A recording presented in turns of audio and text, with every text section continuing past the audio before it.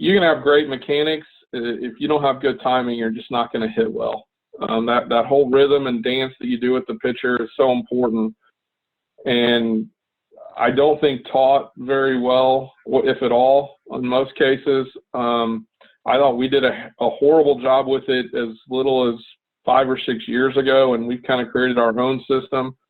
It's really the only thing I think that we've kind of created in-house that we do with our hitting. A lot of the stuff has come from the national guys and many, many influences.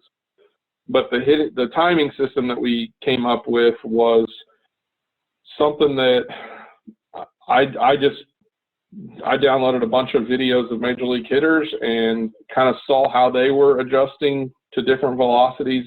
And the great thing about baseball at the MLB level is all the videos from behind the pitcher. So you can see where's the pitcher at in his delivery and what is the hitter doing. It's a great view for that. So I just videotaped. I've got MLB.TV, and I just captured tons of guys hitting off different pitchers. I would deliberately try to look for certain matchups, guys facing Aroldis Chapman, guys facing R.A. Dickey or a knuckleball guy, guys facing your middle-of-the-road guys, and, like, what were they doing? And so after I looked at a lot of that, what I found was that they all seem to start in a similar spot in the pitcher's delivery based on the load type that they had and the velocity of the pitcher. So we kind of put this system together. And really, to simplify it, all it is it's just figuring out when do you need to start your load, when does your front foot need to come off the ground, at what point in the pitcher's delivery. So I'm trying to figure out where in his delivery do I need to start my load.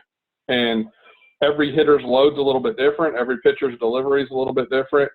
So we've tried to simplify it for the boys to give them just reference points in the delivery. You know, maybe it's handbrake, maybe it's front foot down, maybe it's release, depending on the kid's load, where he needs to kind of start that whole load phase at to get him ready to hit. And I think the kids have caught on to it really well. I think it's helped a lot of kids who struggle with timing. There's some kids that I never have to say a word to about timing. They roll out of bed and they just naturally know how to time the pitcher up really well. Those kids should shut their ears and their eyes and not listen to a word we say and just keep doing what they're doing. But for the other 85% of our hitters that don't roll out of bed and naturally do well with timing, timing's hard. Like, that's probably the hardest part of hitting.